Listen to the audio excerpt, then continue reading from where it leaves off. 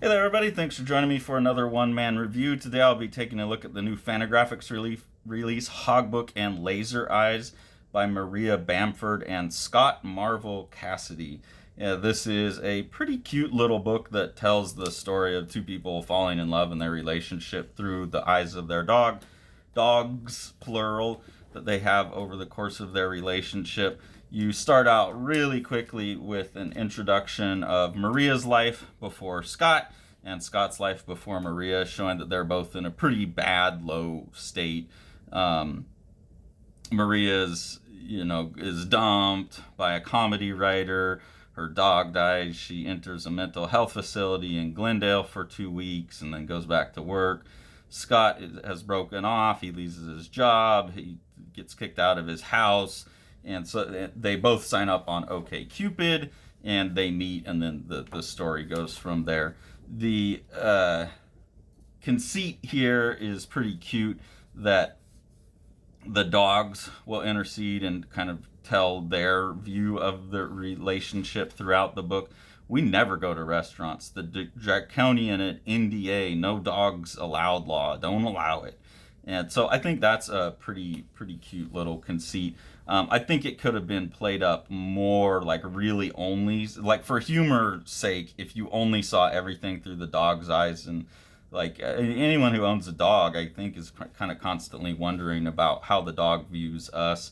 There's another book that I reviewed called Pet Human, which flips the roles and has like the monster alien creatures as the owners and the humans as the pet, and kind of views our behavior as we view our pets' behavior. I feel like this book would have been really funny if they took on that view. In this scene, it says their first concert together was Bjork, and God, I'm jealous of that. That's like one of the few Bjork is one of the few artists on my concert bucket list I still haven't got to cross off. So super jealous of that. Then here it says Maria has shows throughout the U.S. Scott goes with her, even with his profound fear of flying. So she's got shows, but it doesn't say what kind of shows. And then there's a number of other things in here where I get the sense that I'm supposed to know who these people are, like that Maria Bamford is famous, I guess, and that maybe Scott Cassidy is famous as well. I don't know. I had to look them up. She is, like, I guess, a famous comedian. And then here, like halfway through the book, they're talking about she has a Netflix show called Lady Dynamite, and I've heard of that, a very well reviewed show. So I guess this is a pretty well regarded actress, comedic writer, but that was never like stated anywhere in the book. And the book is so like showing these people's like day-to-day lives as these very normal, mundane, boring kind of problems that they have. You don't ever get the sense in the book other than her referring to herself as like, oh, I've got shows, or I've got this, like. But it's strange because the assumption is that you know who she is already, which to me seems like a strange place, a strange headspace to write a book from, is knowing that you're famous and assuming that people know who you are.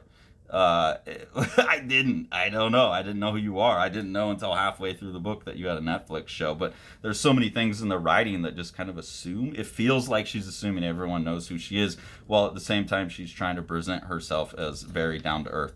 So that was a little bit off-putting to me, that the whole book seemed to be written from that standpoint of like taking one's own celebrity for granted. And then that tainted, once you kind of get that taste in the mouth, to me it tainted the rest of the book, where this is someone who has a Netflix show or whatever, that most people would be like, oh my god, you're famous, that would be so cool. And they're still treating the book as like, hey, we're regular people, we have problems with our neighbors and all this stuff, which 100% guaranteed is true. I know, like, I've had the same thing to a much lesser extent with this, where will someone will be like, oh, I love what you guys do, or I saw it, like, I was at the con and someone's like, do I know you, I recognize, I don't know, oh, you're doing YouTube, like, so I get it, like when you're doing things where like you have an audience, you're still just a normal, regular person the most of the day. You're not that person. But when you pre-assume that everyone knows who you are, it like brings that other kind of flavor into it, which is a little weirder. I would start from the point of assuming no one knew who I was. But the rest of the book is just very like day-to-day problems. A lot of it's just like here they have they spend a lot of the book trying to move away from their old house, which is next to a frat house, which would drive me. I don't know. I wouldn't stay there more than a day. I couldn't do it.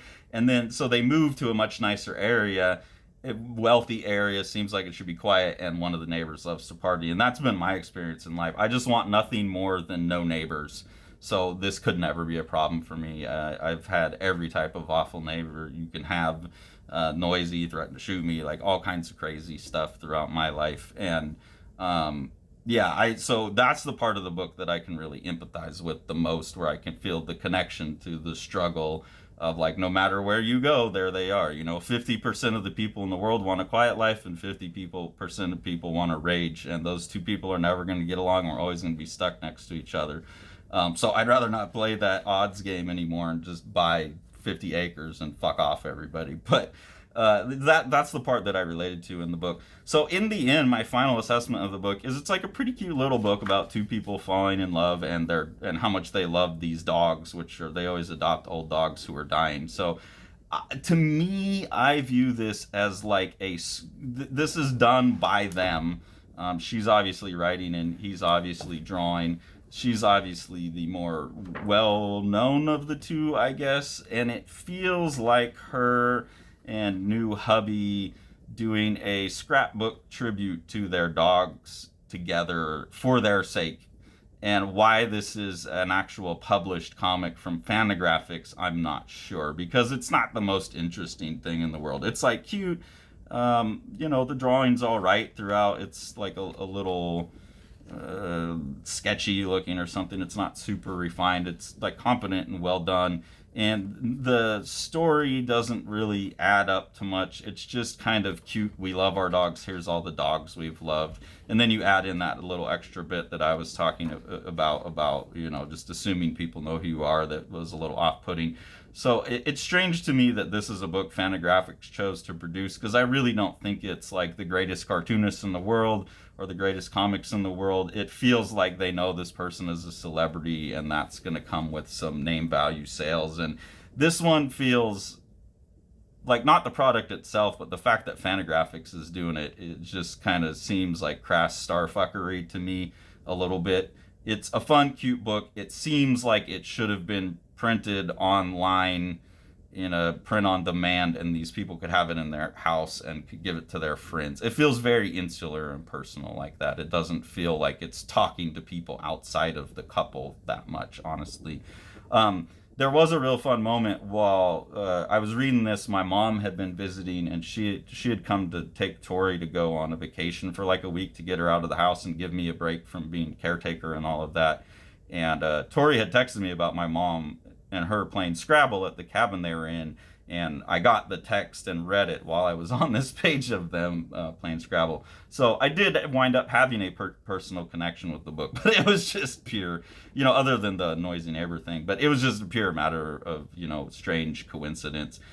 So yeah, a cute book, but I just don't know who the intended audience is, and I don't know why Fantagraphics chose to publish it. This to me seems like it should have been a self-published thing by these two like minor celebrities that probably aren't the rich famous. You got a Netflix show. It's like yeah, but I'm still struggling. Like probably that's the reality of their life, but I don't know. It just feels like a self-centered, like turned in towards itself project to me. So I don't know how I feel about this one. It's a little strange. Centralia is an awesome, gorgeous comic by rising Dutch star Neil Van Peet. This is his first work. It's a really great sci-fi story. There's a world in the future where the sun has gotten so hot that people can't be on the ground, so they have to run around. There's a lot of conceits that go with that. What is the world that looks like? And I think you can see by the art that Sean's description of this book as like a Moebius for young adults, a YA Moebius, is a really great description of this really gorgeous and like wild, wacky, fun book.